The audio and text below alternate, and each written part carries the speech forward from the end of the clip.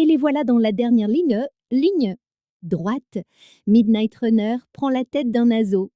Je serrai plus fort le micro, forçant l'enthousiasme dans ma voix alors que les chevaux passaient en trombe. Plus que 3 courses à commenter avant le début de mon soi-disant congé personnel. Plus que 3 courses avant que tout le monde à Canterbury Park n'apprenne officiellement que le mariage de Cora Wilson, après 15 ans, avait volé en éclats de façon spectaculaire. Midnight Runner l'emporte d'une demi-longueur sur Chance Encounter, Lucky Strike se classant troisième.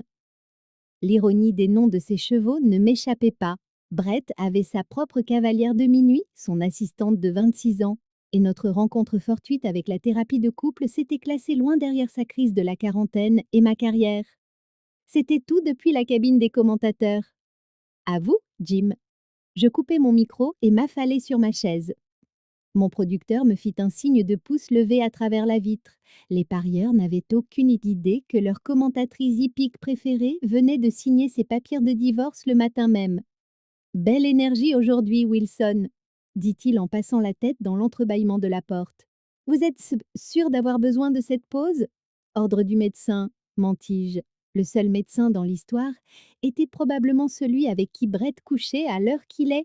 Le trajet du retour me prit 2 fois plus de tampons que d'habitude.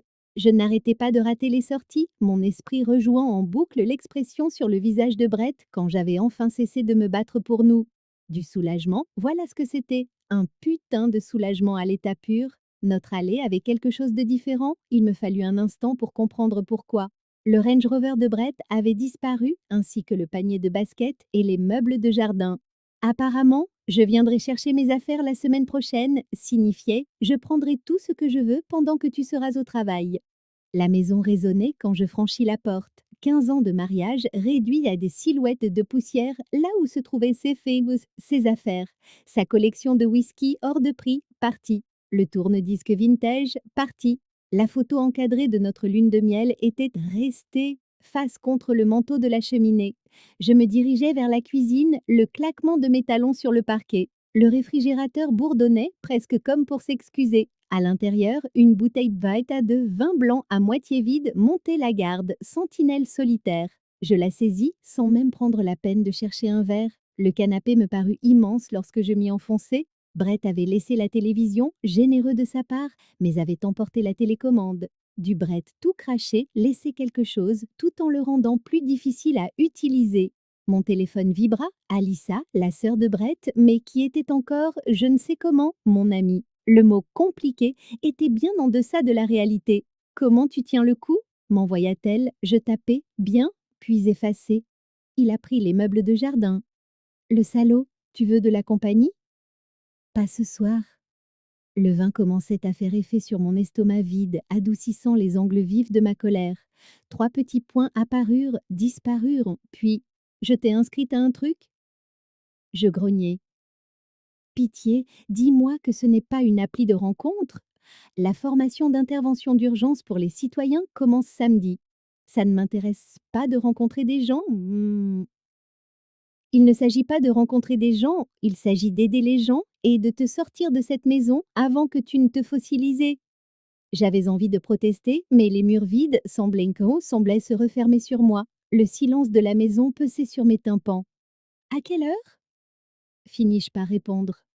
9h centre communautaire de Sainte-Paul, je passe te prendre à 8h30. Je ne répondis pas. À la place, j'errais dans la maison, inventoriant les vides que Brett avait laissés. Le placard à moitié vide, ses costumes de luxe envolés, le comptoir de la salle de bain nu sans son eau de Cologne, ni son rasoir électrique, le bureau orphelin de son fauteuil ergonomique. Dans ma chambre, je remarquai quelque chose d'étrange. La table de chevet de mon côté était vide, elle aussi. La boîte à bijoux en argent de ma grand-mère avait disparu. Le salaud avait pris des choses qui ne lui appartenaient même pas. Je l'appelais, la colère consumant enfin mon engourdissement. Je tombais directement sur sa messagerie. « Tu as pris la boîte à bijoux de ma grand-mère ?» dis-je, ma voix plus stable que je ne l'étais. « Je la veux de retour avant demain, sinon j'appelle mon avocat. » Je raccrochai et m'assis sur le bord du lit. 15 ans, terminés par des meubles manquants et des héritages volés. Était-ce à cela que tout se résumait? Une division des biens et de vulgaires larcins? Dehors, le vent d'octobre bruissait dans les feuilles. qui commençait à peine à se dorer. Bientôt, elle tomberait et l'hiver viendrait. Je serais seule dans cette maison trop grande, à commenter des chevaux tournant en rond pendant que ma propre vie était figée. Peut-être qu'Alissa avait raison, peut-être que j'avais besoin de sortir, même si cela signifiait jouer la victime dans un stupide exercice de secourisme. Au moins, ce serait une douleur différente de ce vide béant dans ma poitrine. Je terminai le vin et me blottis du côté de Brett dans le lit, respirant son parfum qui s'estompait, me détestant de regretter l'homme qui m'avait si facilement jeté. Demain, décidai-je, demain je commencerai à emballer ce mausolée de souvenirs. Mais ce soir, juste pour ce soir, je m'autoriserai à pleurer ce qui avait été perdu. Le centre communautaire semblait avoir été construit sous l'administration Carter et jamais rénové depuis. Mur d'un beige inoffensif, moquette industrielle d'une couleur qu'on pourrait qualifier de cache-trousse, et un éclairage fluorescent qui donnait à tout le monde un léger teint de jaunisse. Votre nom? Une femme corpulente aux cheveux gris coupés, court, leva à peine les yeux de son presse-papier. Cora Wilson, c'est une amie qui m'a inscrite. Pastille rouge, les victimes. Elle me colla un autocollant rouge sur la poitrine. Salle 104, on vous dira ce qui ne va pas chez vous. Je lançai un regard noir à Alissa, qui portait déjà une pastille bleue. Secouriste, mima-t-elle avec les lèvres, l'air bien trop satisfaite de son sort. La salle 104 sentait le vieux café et le détergent industriel. Un homme avec un presse-papier et un air vaguement médical s'approcha de moi. Vous allez simuler un traumatisme crânien avec confusion, dit-il, en appliquant du faux sang sur ma tempe avec un enthousiasme dérangeant. Quand on vous trouvera, ayez l'air désorienté, pleurez un peu, peut-être. Ça ne devrait pas être trop difficile, marmonnai-je. Il m'installa par terre, contre un mur. Restez ici jusqu'à ce que votre sauveteur arrive. Puis il partit, probablement pour terroriser une autre victime réticente avec sa collection de faux sang. J'étais assise là, me sentant ridicule, le faux sang séchant sur mon visage, me demandant comment j'avais pu en arriver à passer mon samedi matin ainsi. 3 autres victimes étaient éparpillées dans la pièce, l'une se tenant la poitrine de façon théâtrale, une autre avec un tuyau en plastique censé lui empaler la cuisse. Le type à la crise cardiaque s'y met à fond, pensai-je en l'entendant gémir piteusement. La porte s'ouvrit brusquement et un flot de pastilles bleues déferla. Alissa se dirigea droit sur l'homme à la poitrine serrée, me laissant à celui ou celle qui tirerait la courte paille. Bonjour. Une femme s'agenouilla à côté de moi, sa voix basse et calme. Vous m'entendez? Je levai les yeux et plongeai mon regard dans des yeux gris qui me rappelèrent un ciel d'orage. Pas de ceux, sombres et colériques, mais de ceux bordés d'argent, porteurs de promesses. Ses cheveux auburn étaient tirés en une queue de cheval pratique, quelques mèches rebelles s'échappant pour encadrer des pommettes hautes. Je suis censée être confuse, dis-je, avant de me souvenir que je devais jouer un rôle. Je veux dire, où suis-je? Un sourire vacilla au coin de ses lèvres. Je m'appelle Sydney, je suis là pour vous aider, vous avez une blessure à la tête. Ses doigts sondèrent doucement la zone autour de la fausse blessure et une décharge électrique me traversa au contact. Pouvez-vous me donner votre nom? Demanda-t-elle, vérifiant mes pupilles avec une lampe stylo. Pendant un instant surréaliste, j'en fus réellement incapable. Cora, réussis-je finalement à articuler. Bien Cora, savez-vous quel jour nous sommes? Samedi. Le jour où j'ai laissé ma future ex-belle-sœur me convaincre de jouer les demoiselles en détresse. Cette fois, son sourire éclata, révélant une incisive légèrement de travers qui, étrangement, la rendait plus réelle, moins intimidante dans sa perfection. Ce n'est pas tout à fait la réponse du manuel, dit-elle en enroulant un bandage autour de ma tête avec des mains expertes, mais j'apprécie l'honnêteté chez mes patients. Ses doigts effleurèrent ma joue alors qu'elle fixait le bandage, et je me surpris à m'incliner légèrement vers son contact avant de me ressaisir. Je vais m'en sortir, docteur?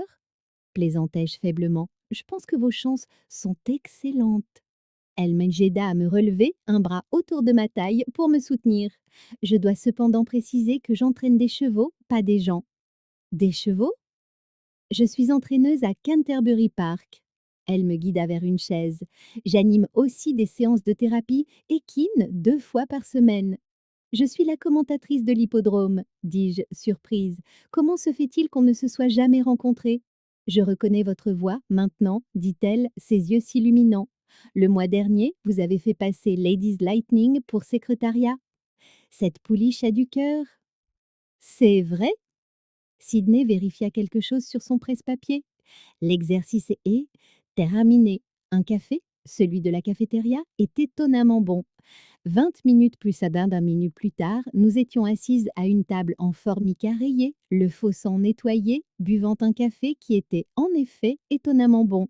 Leur future ex-belle-sœur demanda Sydney. Un divorce houleux?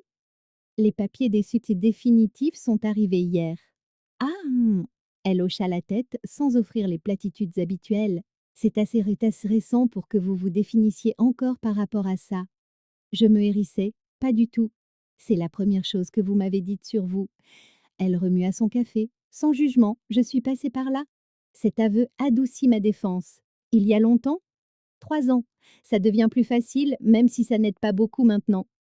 Je l'observais par-dessus ma tasse. Pas de marque de bronzage laissée par une alliance. Une posture assurée, des yeux qui en voyaient trop. Qu'est-ce que c'est qui vous a aidé à traverser ça? Demandai-je. Les chevaux, surtout. Difficile de s'apitoyer sur son sort quand on est responsable d'animaux d'une demi-tonne qui se fichent de vos drames personnels. Je ne sais pas de chevaux. Mais vous, vous avez cette voix. Devant mon regard interrogateur, elle poursuivit. Votre voix de commentatrice, elle guide les gens à travers des moments de haute tension avec autorité et calme. Ça doit bien se traduire quelque part. Personne n'avait jamais décrit mon travail de cette façon. Brett disait que je parlais vite à propos d'animaux qui courent en rond. La conversation dériva vers des sujets plus neutres. Les pronostics de la saison des courses, les hivers du Minnesota, le décor étrange du centre communautaire. Il était facile de parler avec Sydney, son attention était totale et sincère. Je devrais y aller, dis-je finalement, remarquant Alyssa qui rôdait près de la porte, les sourcils levés d'un air entendu. Moi aussi, j'ai une nouvelle pouliche qui arrive cet après-midi. Sydney se leva puis hésita. Je suis à Canterbury la plupart des matins pour les entraînements de 5 heures. Si jamais vous voulez de la compagnie pour votre café. Je pourrais bien accepter votre proposition, dis-je, surprise de le penser vraiment. En marchant vers la voiture d'Alyssa, je m'attendais à des taquineries sur ma pause café prolongée. Au lieu de ça, elle étudia mon visage avec une intensité inconfortable. Tu te fais des amis? Demanda-t-elle d'un ton faussement décontracté. On a juste parlé boulot, elle travaille à l'hippodrome.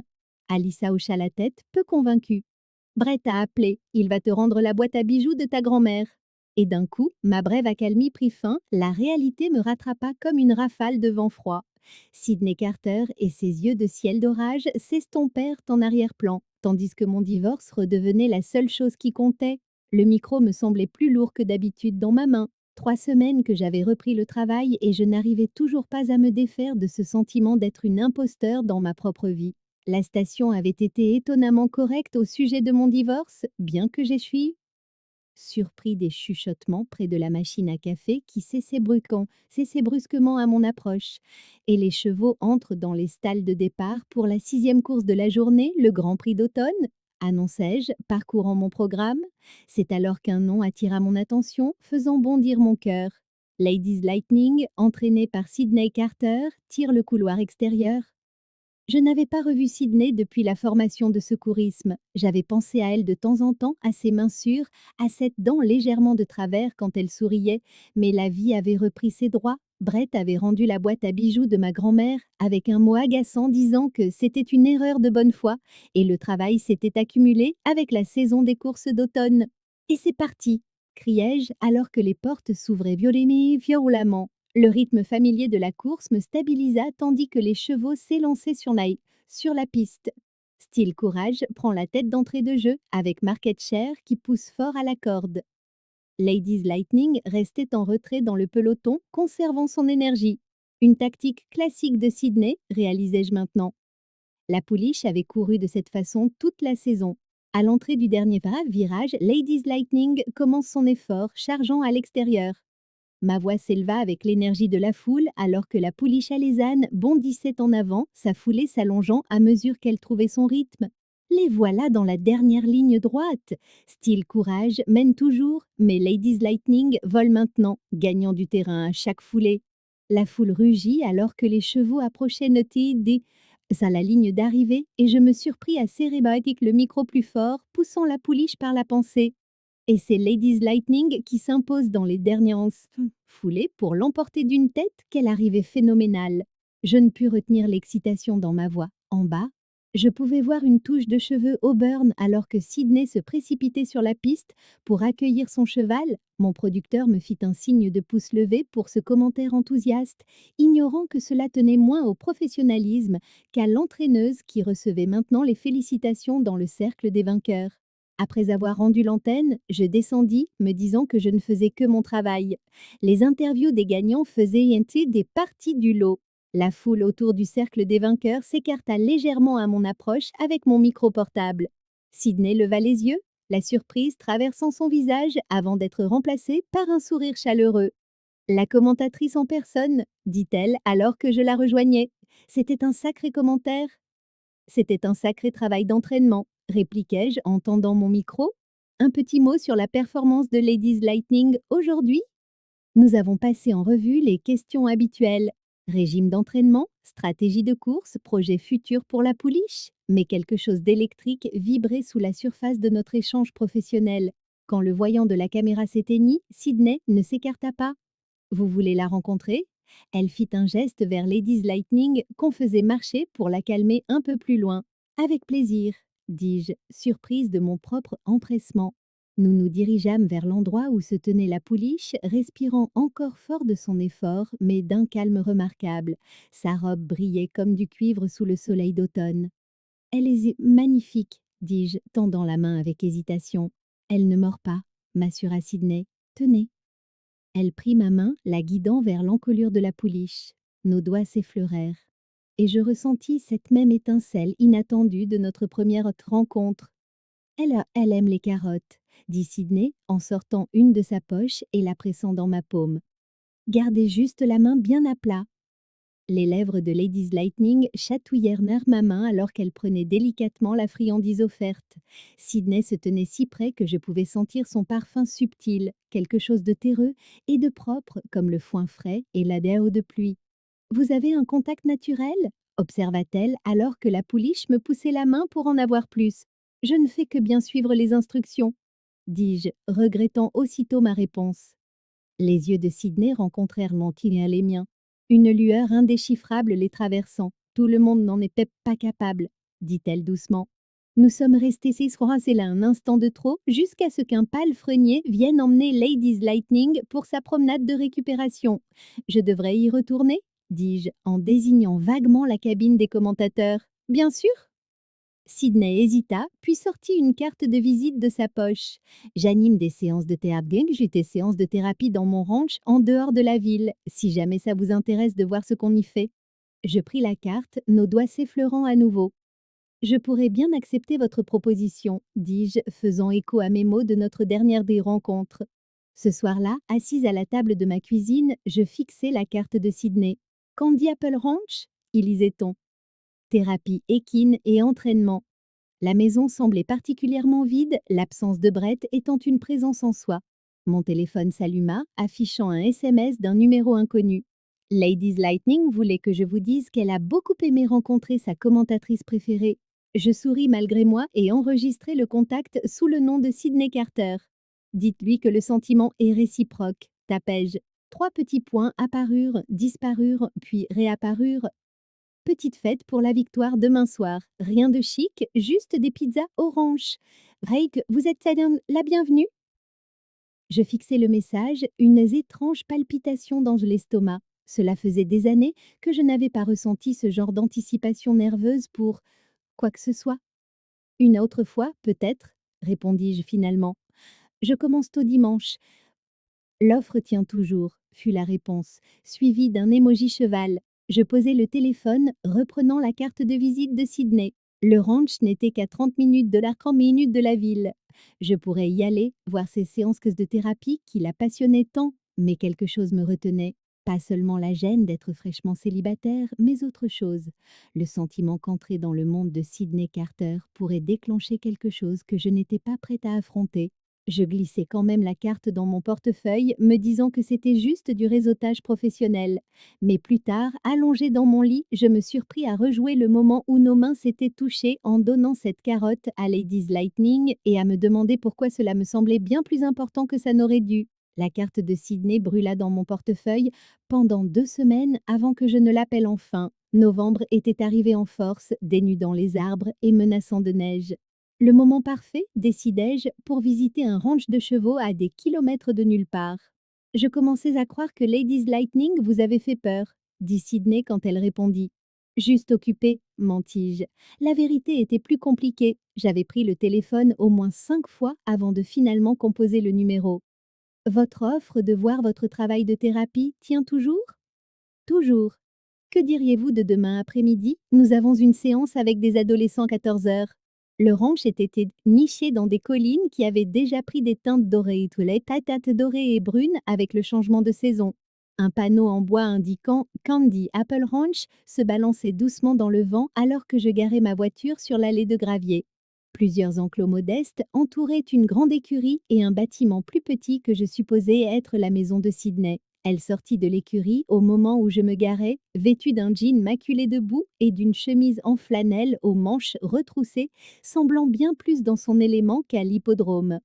Vous nous avez trouvés, dit-elle, affichant ce sourire légèrement de travers auquel j'avais pensé plus souvent que je ne voulais l'admettre. Le GPS est une chose merveilleuse. Je regardais autour de moi le paysage paisible. C'est magnifique ici. Attendez de rencontrer les résidents. À l'intérieur de l'écurie, l'odeur sucrée du foin et le parfum terreux des chevaux m'enveloppèrent tant à pair comme une couverture. Sydney me guida le long d'une allée centrale où des têtes équines curieuses regardaient par-dessus les portes des box. Voici Mercury, dit-elle en s'arrêtant devant un box abritant un immense cheval gris. Il partait à l'abattoir quand nous l'avons trouvé, un ancien sauteur d'obstacles qui ne pouvait plus concourir. Maintenant, c'est notre cheval de thérapie le plus doux. Mercury baissa sa tête énorme et Sydney lui gratta entre les oreilles avec une affection évidente. Et celle-ci, tu la connais? Poursuivit-elle en passant au box suivant où Ladies Lightning hennit doucement en la reconnaissant. Elle se souvient de moi? Demandai-je, surprise. Les chevaux n'oublient jamais un visage, surtout quand il est associé à des carottes. Sydney en sortit une de sa poche et me la tendit. Alors que Ladies Lightning prenait délicatement la friandise dans ma main, une camionnette s'engagea dans l'allée. Notre groupe de thérapie est en là, dit Sydney. Tu peux observer ou aider si tu veux. Je vais juste regarder pour l'instant, répondis-je, soudain nerveuse à l'idée de m'imposer. Les adolescents entrèrent en file indienne. Ils étaient et quatre, accompagnés d'une assistante sociale. Des jeunes typiques, aux problèmes qui ne l'étaient pas, le visage fermé par un masque d'indifférence étudié, dissimulant des blessures invisibles. Sydney se présenta avec la même confiance tranquille qu'elle avait affichée lors de la formation au premier secours, expliquant le déroulement de la séance du jour. Pas de monte, seulement du pansage et des exercices en longe conçus pour bâtir la confiance. Je restais en retrait, observant Sydney associer chaque adolescent à un cheval. Un garçon maussade aux bras couverts de cicatrices fut jumelé avec Mercury. Une fille aux yeux hantés hérita d'une douce jument palomino. Les chevaux réagissent à la vérité émotionnelle, m'expliqua Sydney à voix basse tandis que les jeunes commençaient à brosser leurs animaux. Ils se fichent de ton passé ou de tes erreurs. Tout ce qui leur importe, c'est la façon dont tu les traites, ici et maintenant. Pendant toute la séance, je regardais la magie de Sydney opérer, pas seulement avec les chevaux, mais aussi avec ses enfants abîmés. Elle leur parlait sans condescendance, faisant preuve d'une patience infinie lorsqu'un garçon piqua une crise, ou quand la fille silencieuse refusa de prononcer un mot. À la fin de l'heure, l'ambiance s'était métamorphosée. Le garçon aux cicatrices parlait doucement à Mercury. La fille silencieuse avait même esquissé un sourire lorsque sa jument lui avait frôlé l'épaule du museau. Après le départ de la camionnette, Sydney me trouva dans le box de Mercury où je caressais distraitement son encolure. Alors, qu'est-ce que tu en as pensé? Je pense que tu es une sorte de magicienne. Elle rit. Pas vraiment. Ce sont les chevaux qui font tout le travail. Ne te dévalorise pas, dis-je. Je t'ai vu avec ces jeunes. Sydney haussa les épaules, mais je sentis qu'elle était touchée. Tu as faim? J'ai du vin dans le grenier de la grange. Le grenier était étonnamment confortable. Un petit coin salon avait été aménagé parmi les bottes de foin avec un vieux canapé et une caisse en bois en guise de table basse. Par la porte ouverte, le soleil couchant peignait les collines de nuances sombres et or. Sydney versa 2 verres de vin rouge et s'assit à côté de moi sur le canapé. Proche, mais pas trop. Alors, comment se passe la vie après le divorce demanda-t-elle. Il y a des jours meilleurs que d'autres. Je pris une gorgée de vin. Comment as-tu su que ton mariage était vraiment terminé? Sydney resta silencieuse un instant, faisant tourner le vin dans son verre. Quand j'ai réalisé que j'étais plus moi-même quand elle n'était pas là, mon verre s'arrêta à mi-chemin de mes lèvres. Elle, mon ex-femme, Megan. Sydney m'observa attentivement. Est-ce que ça te pose un problème? Non, répondis-je, surprise de constater que c'était vrai. C'est juste inattendu. L'histoire de ma vie. Elle m'offrit son sourire en coin. Megan m'a quittée pour son associé, un homme. Elle a dit qu'elle avait besoin de normalité après 5 ans avec moi. Une vague de colère inattendue monta en moi. C'est horrible. Ça l'était, à l'époque. Maintenant, je vois que c'est la meilleure chose qui pouvait m'arriver. Elle contempla le coucher de soleil. J'ai acheté cet endroit avec l'argent du divorce et j'y ai trouvé ma voie. Nous avons parlé jusqu'à ce que la bouteille soit vide et que les étoiles apparaissent. Sydney me raconta son enfance, folle de chevaux, dans une famille qui ne pouvait pas se payer de leçons, son parcours de pâle frénière à entraîneuse, le premier cheval brisé qu'elle avait rééduqué. Je lui parlais de ma carrière de journaliste ratée dans les grandes chaînes, de ma retraite dans le monde des courses hippiques et de cette lente prise de conscience que Brett avait cessé de me voir des années auparavant. Alors que la nuit se rafraîchissait, Sydney alluma un petit feu dans un vieux poêle à bois. Dans sa lueur chaude, elle semblait plus douce. Les arêtes vives de sa compétence étaient arrondies par la lumière du feu et le vin. Il se fait tard, dis-je à contre-cœur. Je devrais rentrer? Reste, dit-elle simplement. Puis, voyant mon expression, elle ajouta: On a une chambre d'amis. Les routes sont piégeuses la nuit. Je savais que je devrais partir, je savais que rester franchirait une ligne invisible dont je faisais semblant d'ignorer l'existence.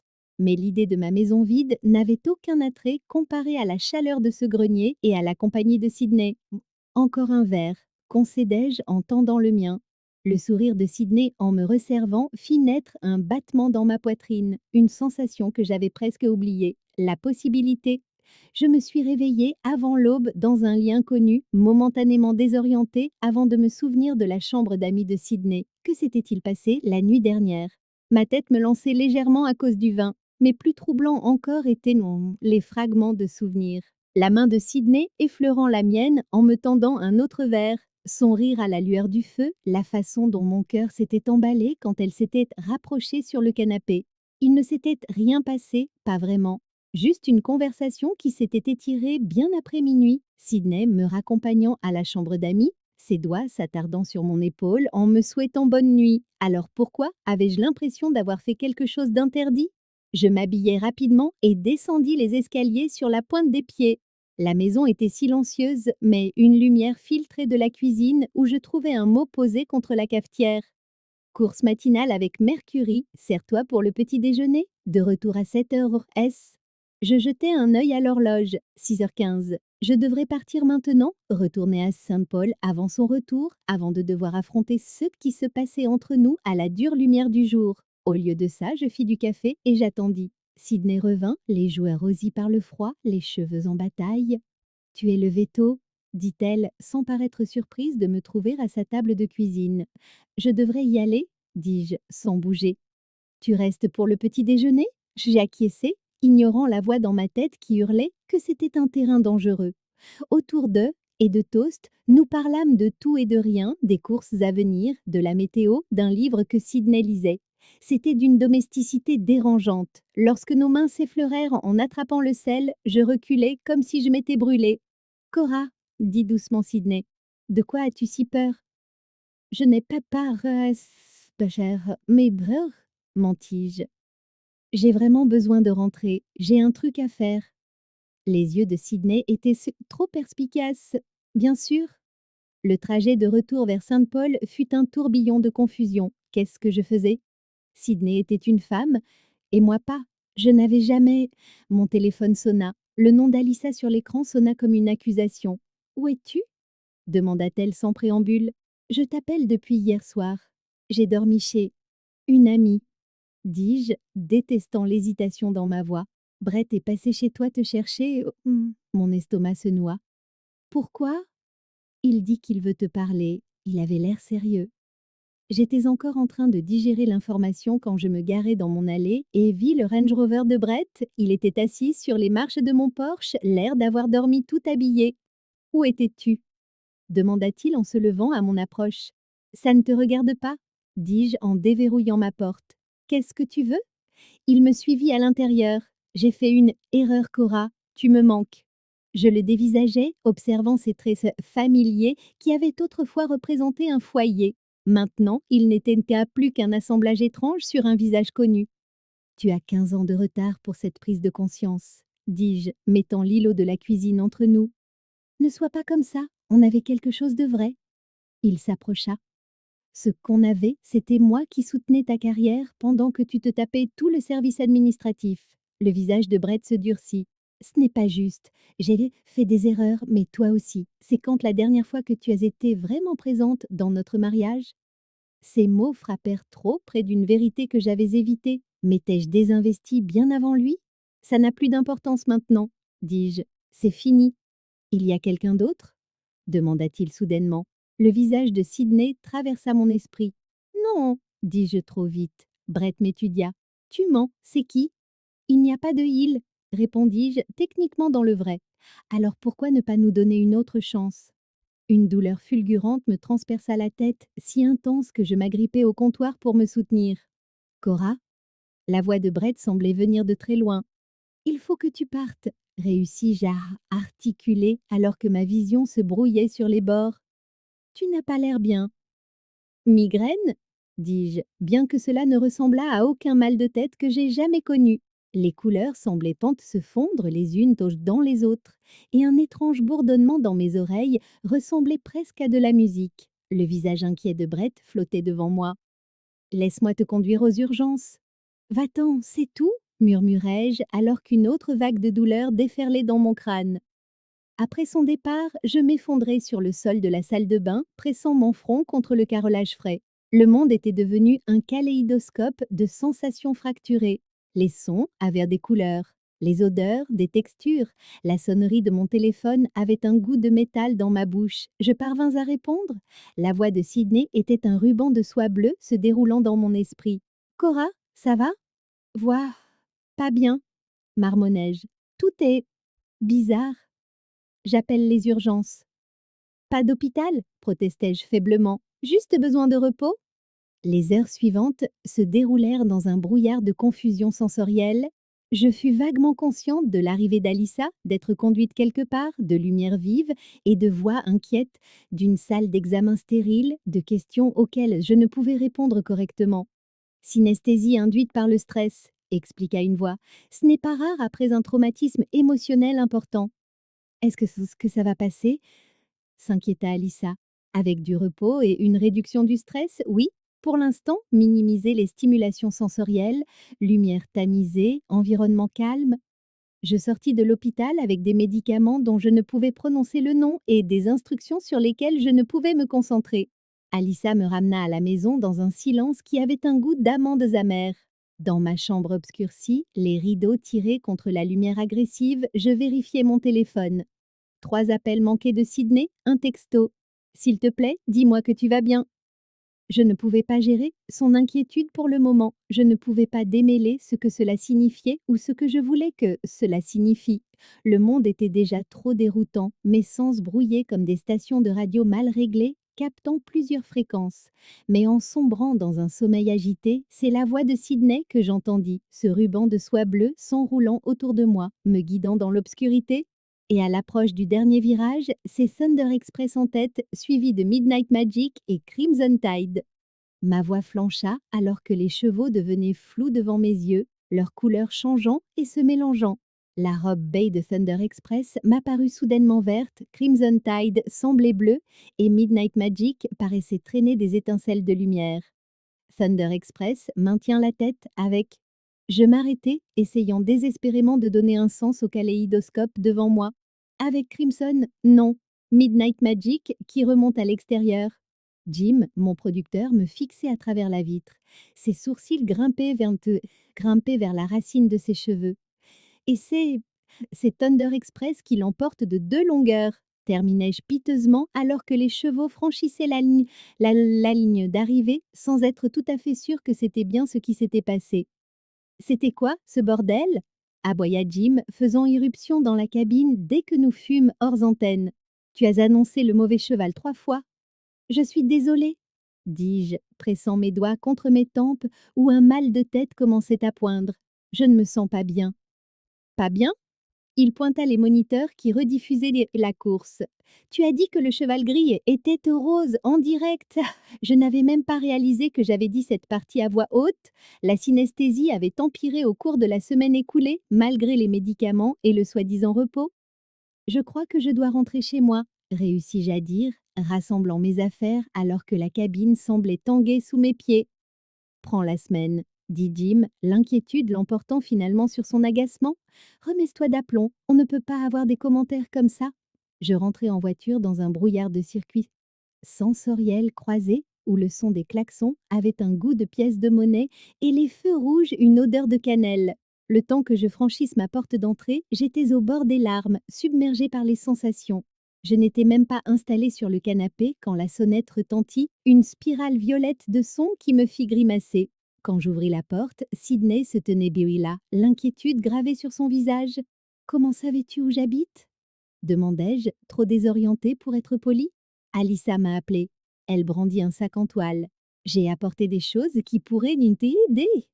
J'aurais dû être en colère contre Alissa pour son ingérence, mais j'étais trop épuisée pour rassembler cette émotion. Je m'écartai pour laisser entrer Sydney. Journée difficile? Demanda-t-elle en considérant mon apparence débraillée.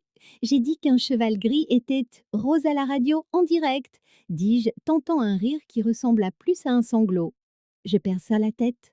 Tu ne perds pas la tête, dit Sydney, sa voix si douce qu'elle m'apparut comme un ruban bleu tendre. Tu es en surcharge sensorielle. Elle se déplaça dans mon salon, tirant les rideaux contre la lumière crue de l'après-midi, puis déballa son sac, de l'huile de lavande, une couverture lestée, ce qui ressemblait à un casque anti-bruit. Je travaille sur les troubles sensoriels avec les enfants Orange, expliqua-t-elle en m'aidant à m'asseoir sur le canapé. Ça pourrait aider à atténuer un peu les choses.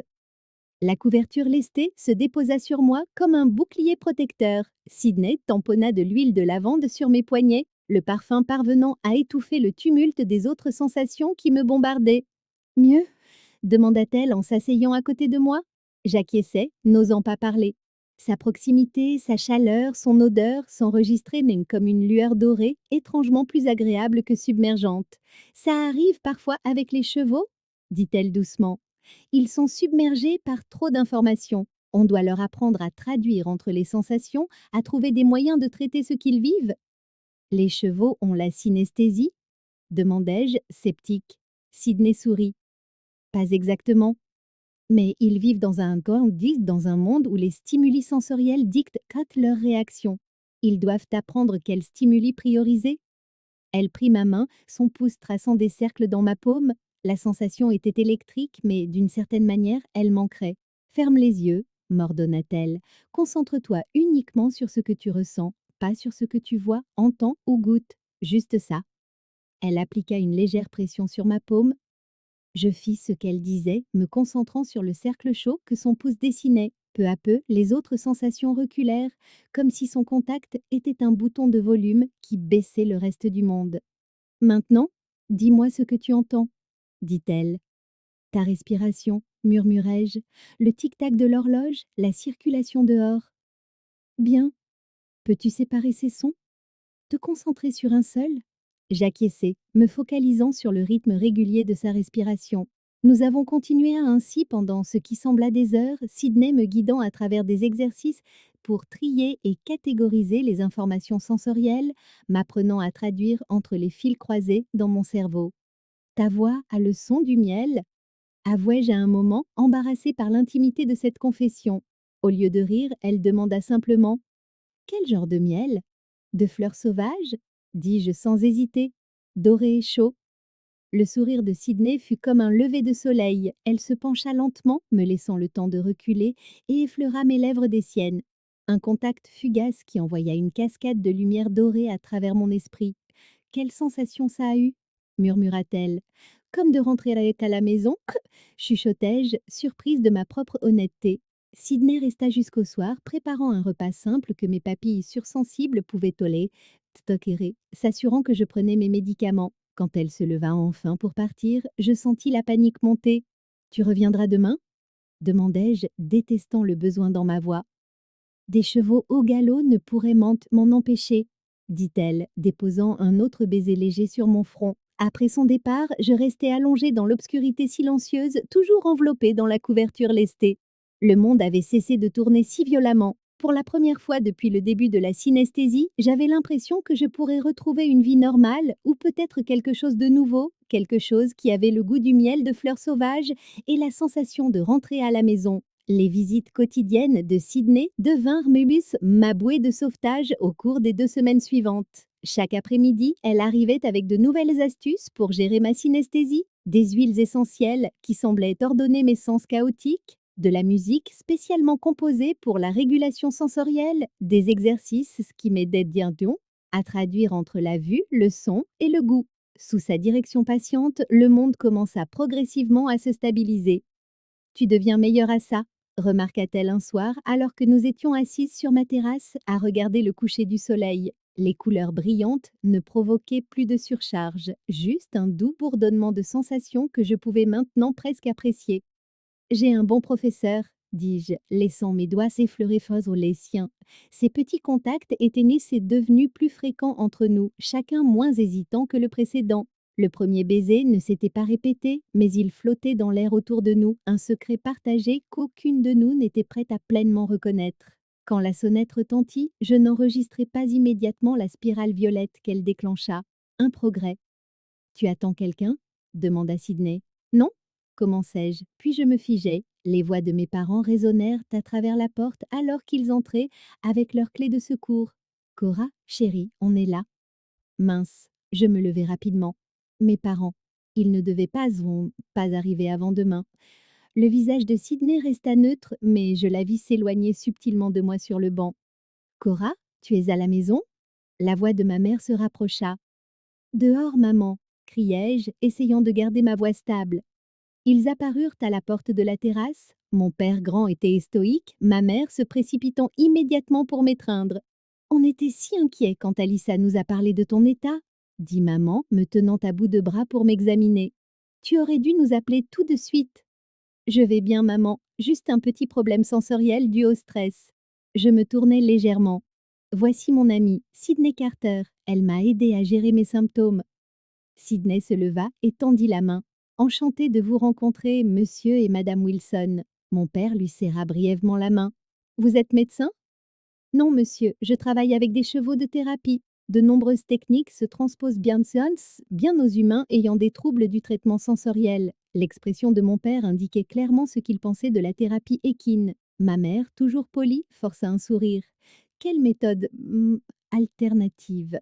Un silence inconfortable s'installa jusqu'à ce que Sydney rassemble ses affaires. Je devrais y aller. Les chevaux ont besoin de leur ration du soir. Je te raccompagne, dis-je précipitamment. Près de sa voiture, loin des regards attentifs de mes parents, je lui touchai le bras.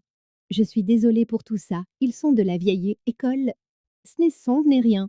Sydney sourit, mais son sourire n'atteignit pas ses yeux. Appelle-moi si tu as besoin de quoi que ce soit. Le lendemain matin, au petit déjeuner, ma mère aborda le sujet que je redoutais.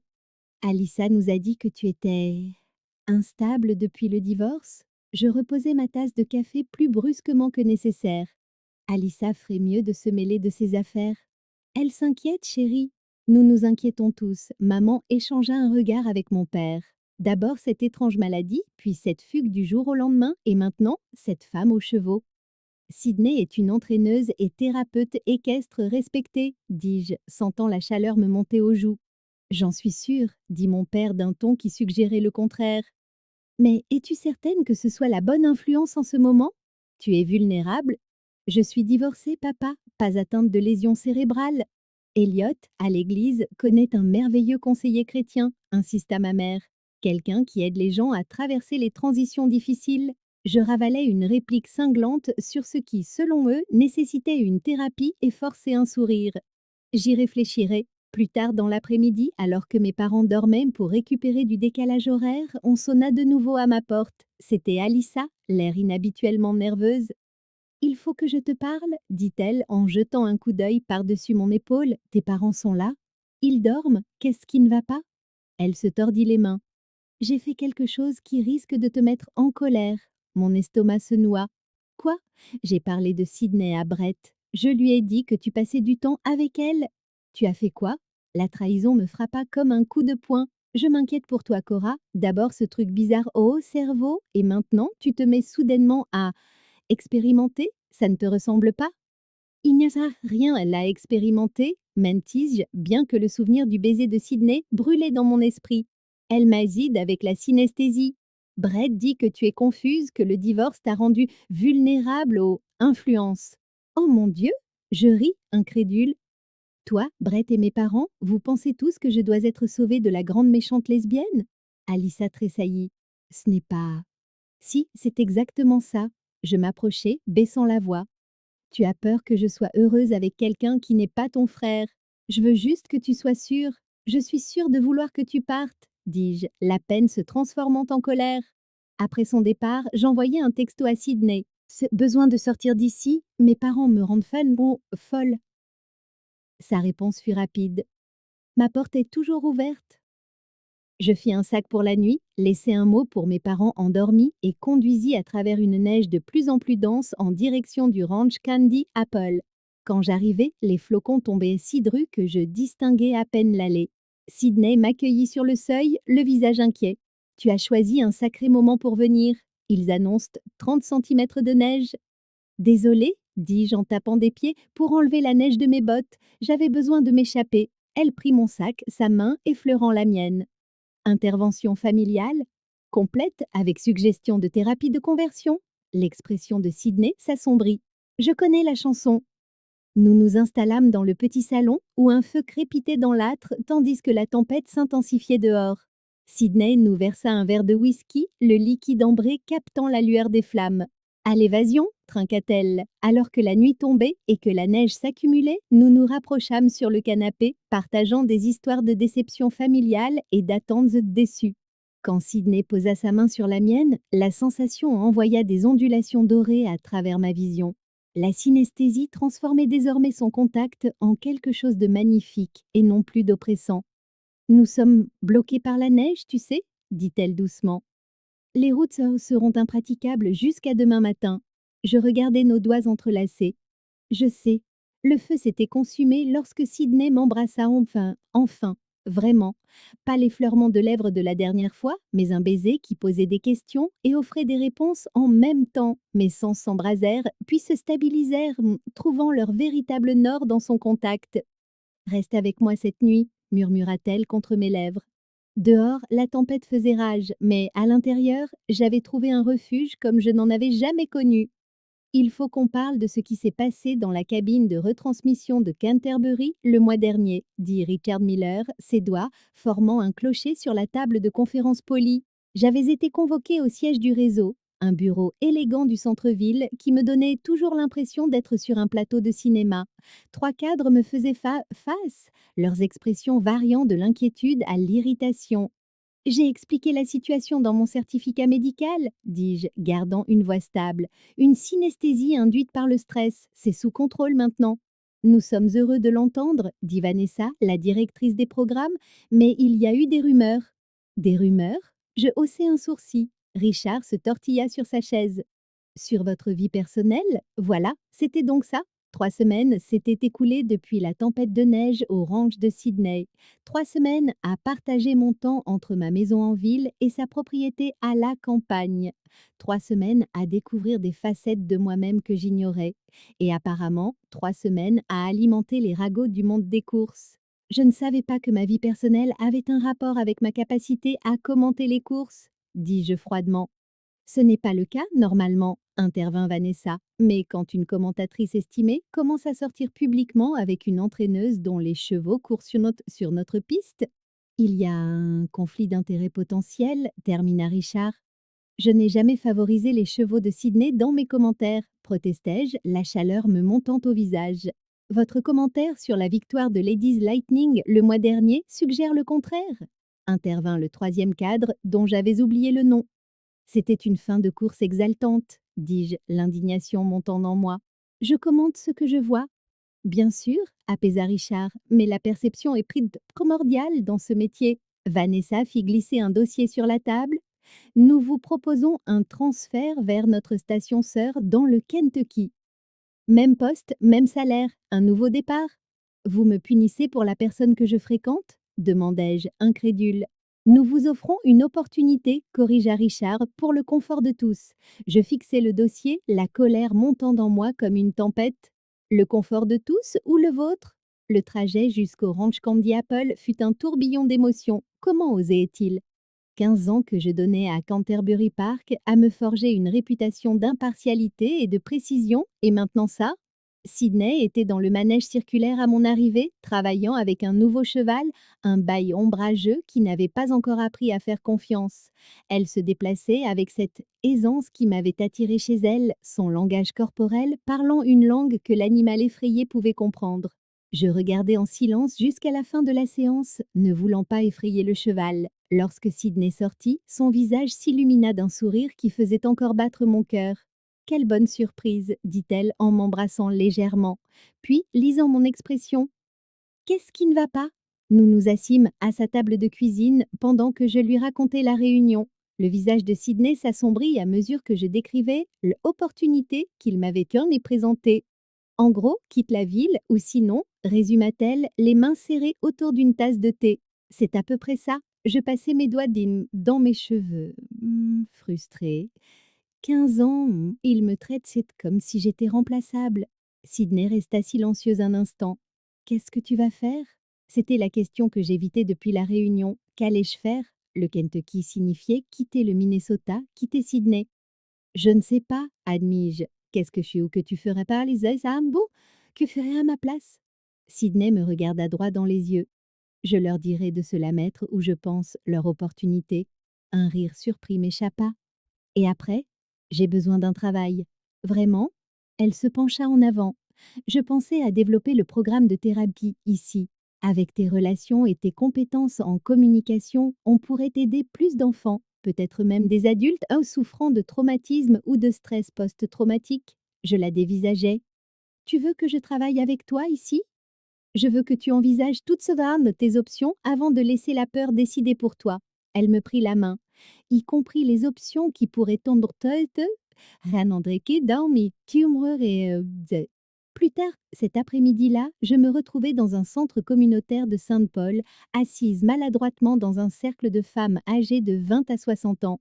Le panneau sur la porte indiquait Groupe de soutien, la vie après le divorce. J'avais repéré l'affiche des semaines auparavant, mais je n'avais pas eu le courage de venir jusqu'à présent. Avec mon monde qui basculait, j'avais besoin du point de vue de personnes qui étaient passées par là. Je m'appelle Cora, dis-je quand mon tour vint. Divorcée il y a 4 mois après 15 ans de mariage. Bienvenue, Cora, répondit le groupe à l'unisson. Au fil de la séance, j'écoutais des histoires de trahison, de deuil et finalement de renouveau. Des femmes qui s'étaient perdues dans leur mariage pour ensuite redécouvrir leurs propres désirs. Des femmes qui avaient reconstruit leur vie sur les décombres de relations qui les avaient définies pendant des décennies. Le plus dur a été de réaliser que notre mariage était terminé des années avant de signer les papiers, dit une femme nommée Janet, dont le calme suggérait qu'elle avait trouvé la paix. Nous jouions un rôle depuis si longtemps que nous ne savions plus qui nous étions vraiment. Ces mots firent écho en moi.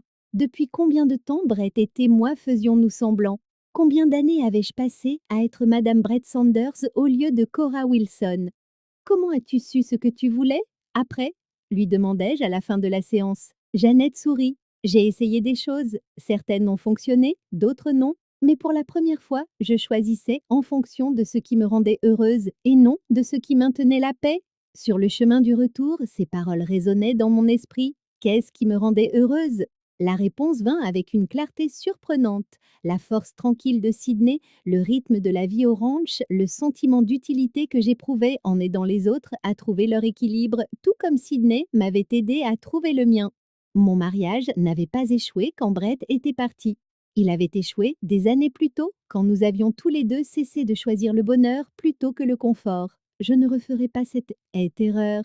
Le matin de Thanksgiving se leva froid et clair. La lumière du soleil scintillait sur la neige fraîche, alors que je me tenais devant la porte de mes parents, un sac de voyage à la main. Je ne les avais pas vus depuis le jour où j'avais fui au ranch de Sydney, 3 semaines plus tôt. Leurs appels et leurs textos étaient nets, passés de l'inquiétude à la peine, puis à la colère, avant de redevenir inquiets. À l'intérieur, ma mère s'affairait dans la cuisine. L'odeur familière de sa farce à la sauge emplissait la maison. Mon père était assis dans son fauteuil, regardant la parade, exactement comme chaque Thanksgiving de ma vie. Cora, le visage de ma mère exprima la surprise, puis le soulagement. Nous ne pensions pas que tu viendrais. Désolée pour le retard, dis-je en posant mon sac. Je devais faire un arrêt avant. Papa coupa le son de la télé. Ta mère a fait ta sauce au canneberge préférée. C'était ce qui se rapprochait le plus d'un tu m'as manqué de sa part. Le plan de travail de la cuisine était couvert d'un festin traditionnel. Maman avait mis la table avec sa belle porcelaine, 4 couverts. On attend quelqu'un d'autre demandai-je en désignant la 4e assiette. Alissa se joint à nous, dit maman en évitant mon regard. Elle a dit qu'elle t'avait appelé, elle ne l'avait pas fait. C'est gentil, mentis-je, me demandant si Brett serait son cavalier. Elle ne devrait pas tarder, dit papa en reportant son attention sur la parade. Elle apporte ce cheesecake au potiron de la pâtisserie du centre-ville. Je m'occupais en aidant ma mère avec les derniers préparatifs, la routine familière me faisant presque oublier la décision qui pesait sur mon cœur. Presque. On sonna à la porte et maman lissa son tablier. Tu veux bien y aller, ma chérie? J'ouvris, me préparant à l'accueil gêné d'Alissa. Mais c'était Sydney qui se tenait sur le porche, des flocons de neige pris dans ses cheveux auburn. Qu'est-ce que tu fais là, Na? Murmurai-je en sortant et en refermant presque la porte derrière moi. Tu m'as demandé de te retrouver seule ici à midi, dit-elle, la confusion se lisant sur son visage. Pour Thanksgiving? Je n'ai pas. Je m'arrêtai, comprenant soudain. Alissa? J'ai reçu un texto de ton numéro ce matin, dit Sydney en sortant son téléphone pour me le montrer. Le message, provenant bien de mon numéro, l'invitait à Thanksgiving avec ma famille. Alissa avait dû utiliser mon vieil iPad, celui qui était encore connecté à mes comptes et que j'avais oublié chez elle il y a des mois. Ce n'était pas moi, expliquai-je rapidement. Alissa nous a tendu un piège. L'expression de Sydney se durcit. Dans quel but? Avant que je puisse répondre, la porte s'ouvrit derrière moi. Mon père était là, jaugeant Sydney d'un seul regard. Qui est-ce? Demanda-t-il. L'heure de vérité était arrivée plus tôt que prévu. Je pris une profonde inspiration et saisis la main de Sydney. Voici Sydney Carter, dis-je, priant pour que ma voix ne tremble pas. La femme que je fréquente. Le silence s'étira pendant ce qui sembla une éternité, avant que mon père n'hoche simplement la tête et ne s'écarte. Entrez donc, il fait froid dehors. À l'intérieur, les yeux de ma mère s'écarquillèrent en voyant nos mains jointes, mais elle se reprit vite. Tout ami de Cora est le bienvenu, dit-elle d'un ton guindé. Je vais ajouter un couvert. Alors que nous nous installions pour ce repas étrange, j'attendis l'arrivée d'Alissa avec son air suffisant et son drame orchestré, mais le 4e couvert resta vide, le cheesecake non livré. Alissa ne viendra pas, n'est-ce pas? Demandai-je finalement. Mon père soupira. Elle a appelé pendant que tu étais dehors, elle a dit qu'elle avait un empêchement.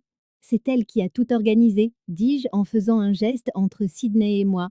Elle a utilisé mon numéro pour inviter Sydney, espérant probablement une grande scène. En fait, intervint ma mère en posant sa fourchette. C'était mon idée, je m'étouffais presque avec mon vin. Quoi? Je lui ai demandé de me céder à organiser une rencontre. Continua maman, après que tu es parti en courant l'autre jour, ton père et moi avons fait des recherches. Des recherches? Répétai-je faiblement. Papa s'éclaircit la gorge. Nous avons rejoint un groupe de soutien pour les familles avec des enfants comme toi. Des enfants comme moi, répétai-je, entre le rire et les larmes. Nous n'avons pas bien géré les choses, admit maman. Le groupe nous a aidés à comprendre que ce n'était pas quelque chose qu'on pouvait chasser par la prière ou ignorer. Sydney, qui avait observé cet échange en silence, prit la parole. Alors, vous vouliez me rencontrer?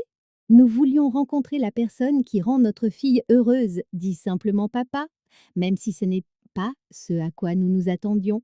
Plus tard, alors que Sydney et moi nous dirigions vers son ranch pour notre propre célébration, le poids que je portais depuis des mois s'envola enfin. J'avais fait mon choix. J'avais donné ma démission à Canterbury Park ce matin-là, accepté l'offre de Sydney de s'associer pour développer le programme de thérapie et mis ma maison en vente.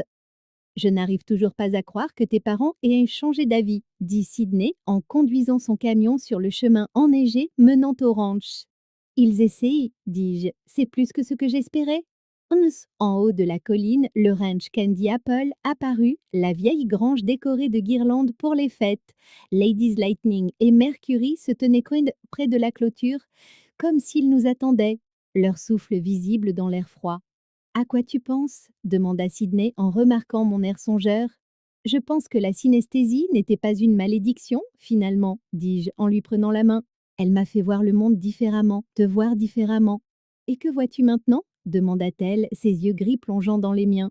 Je vois mon foyer, dis-je simplement. Sydney se pencha et m'embrassa. Et cette fois, il n'y avait aucune confusion dans mes sens, juste de la clarté et la certitude d'être exactement là où je devais être.